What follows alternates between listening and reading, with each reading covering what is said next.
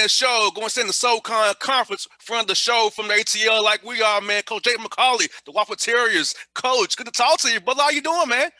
Great to see you, man. How you doing? Coach, living life like it's golden, man. I'm happy as can be, man. Our Hawks are doing better. We got to win, and so I'm happy, man. It's always good when they get a W for us, man.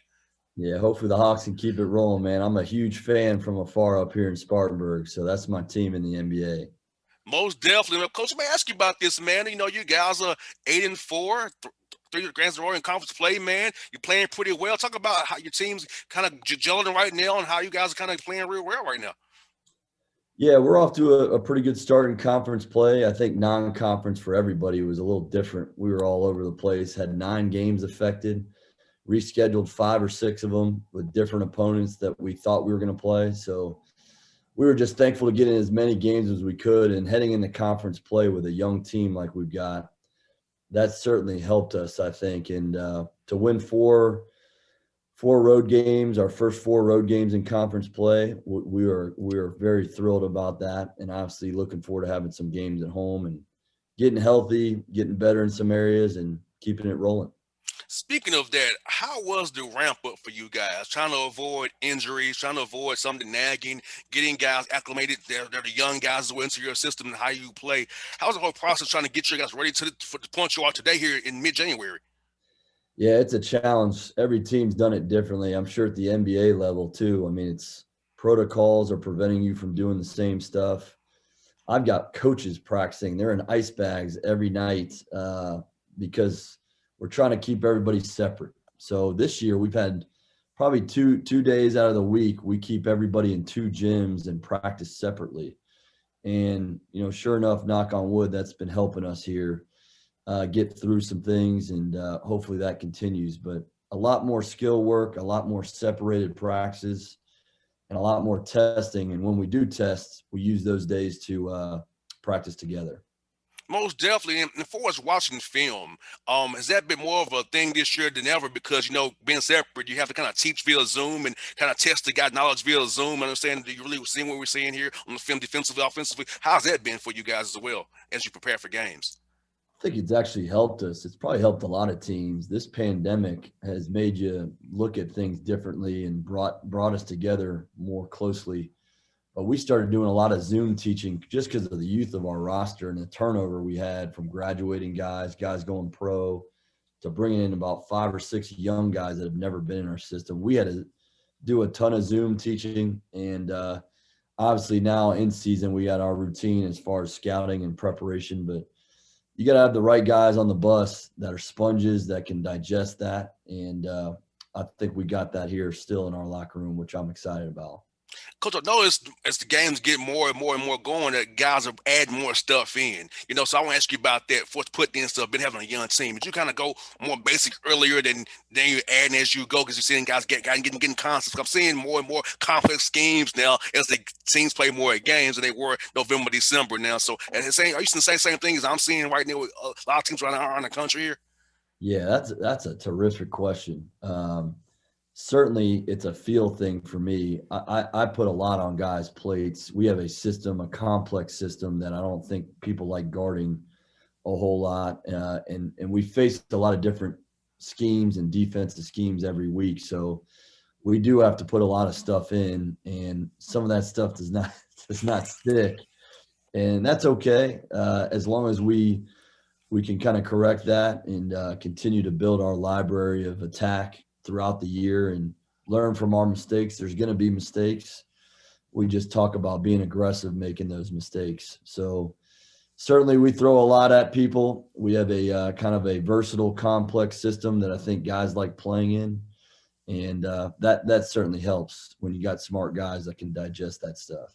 And coach, I love a complex system. I love seeing complexity of systems because I feel like it makes you prepare for more than and you don't have enough time to prepare for it. So Sure. the fact that your guys already do it every day, you mastered it, but they have to look at it on film, figure out in a prep week, like, oh my God, how I figure out how to play warfare because all of what coach and them do. So I love your system because it definitely causes you to prepare for a lot. And that's kind of the thing with the Hawks as well. A lot of the NBA teams I cover as well. The more complex you are, the harder you are to guard and stop. That's why teams are good who have more than just those basic concepts of 5 outs or 1-5 pick and roll here or switch 1 through 4. If you do different stuff, gaps and slides, step off strong side, all kind of different stuff you do, it makes it hard to prepare for and play against as well.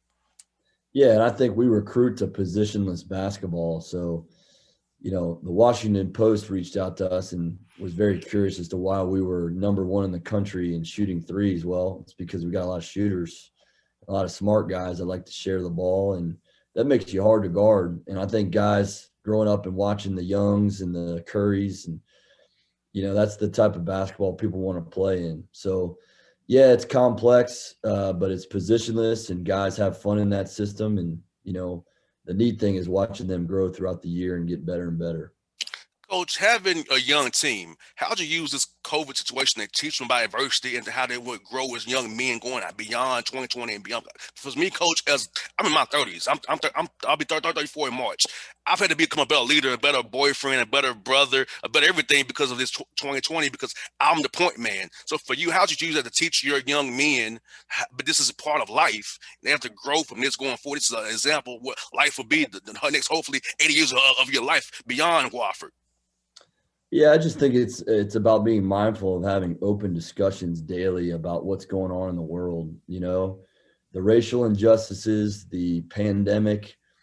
Life isn't fair, and the reality is you got to get up, go to work every day, work really hard. You got to really buy into serving others, and keep moving. Keep moving forward. And everybody's kind of got this rallying cry right now of being the best problem solvers you can be. And we just don't do a lot of complaining here at Wofford. That's wasted time, wasted energy. And we're going to focus our energy on serving each other, being there for each other, and working hard. And in talking about the things that are going to impact these guys as being fathers and good husbands moving forward. So I think that ties into how we play and the trust that we show on the court. And we may be a young team, but we're connected right now. And hopefully that continues. That's the goal. And yeah, I think that's good because young men who come into your program, they were the man in high school. They were the man. They had the ball in their hands, having to sacrifice for the team and be a part of a situation for the betterment of everybody. I think getting an 18, 19-year-old young man to buy into the team concept is a massive thing you do, because a lot of those guys were the man in high school coming into your program. Yeah, it's very hard. I'm going to hire you as my full-time psychologist. That's mostly my job. You gotta shoot kids straight, and they've got to be able to block out the outside noise and really buy into what this team's all about and what team sports is all about. And usually when they see the success of that in a team sport, their egos can be left aside. But that's a tricky deal with a young team, and certainly we've had those moments, just like everybody in the country deals with that. Heck, everybody in the NBA deals with that, and I think just shooting guys straight, and again, keeping the main thing, working hard, buying into the team stuff and serving others. We do that on a consistent basis to make that habit, so that other stuff doesn't infiltrate our system. Like our Hawks have a saying, we mentality. That's what Lloyd Pierce's learning cry is. We have a we mentality. It's about we, not me. So I think it's a great coach that Pierce is doing for the Hawks, is that we mentality. That's good for your team as well, because I feel like when you are together and you're as one, when things go south, you can stay together and get through it without having friction or media leaking, as happens in the NBA all the time, as we know. So I think it's a big thing to have that we mentality, is to keep those problems in the house and not snap them in the bud when they come up easily.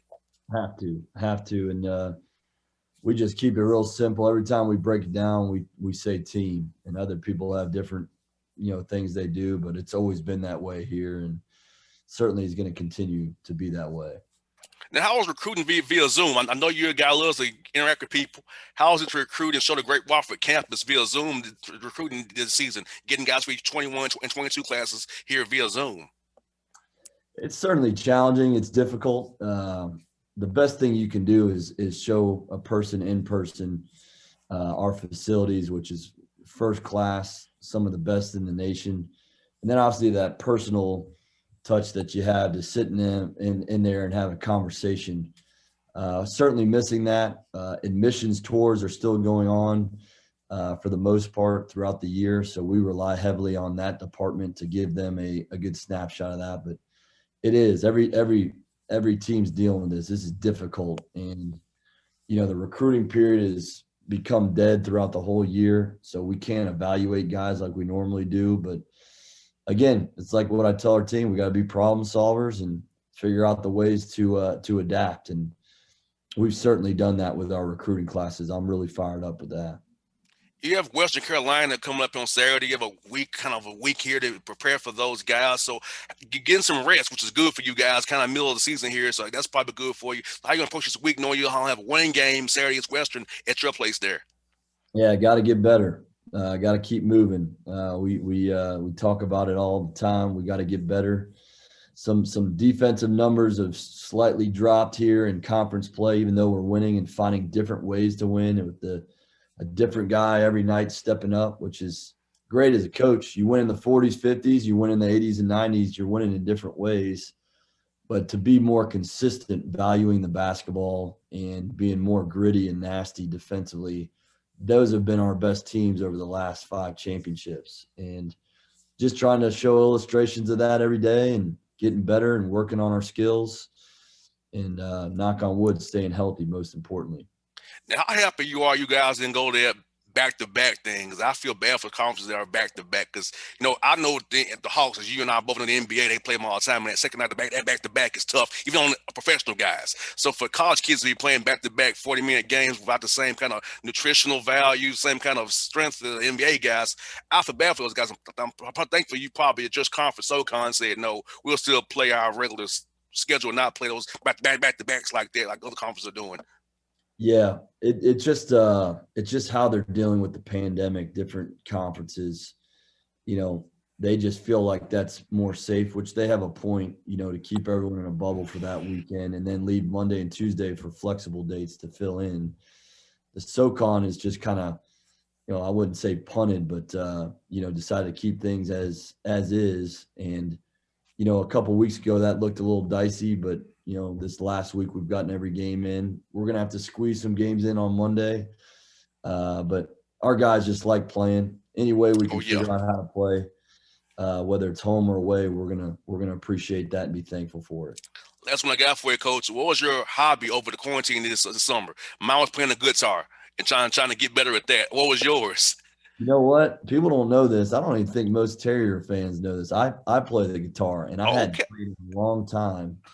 So I had a lot of time with my daughters playing Disney songs and making up songs. We had a good time with that. I got a 5-year-old and a 1-year-old, so we also dabbled in the guitar and lots of Disney Plus.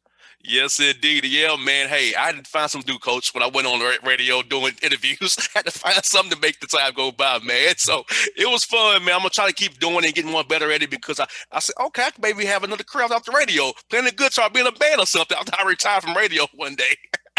You'd be a psychologist, a guitarist, and obviously you're doing great with what you're doing now, man. No doubt, Coach. Hey, man, thank you for your time as always. Always good talking to another ATL guy, man. Best of luck to you guys in SoCon. Keep up the good work. Be healthy and be safe, Coach. Always a pleasure talking to you every time, man. Same to you. Appreciate you having me. All right, Coach. Be good, brother.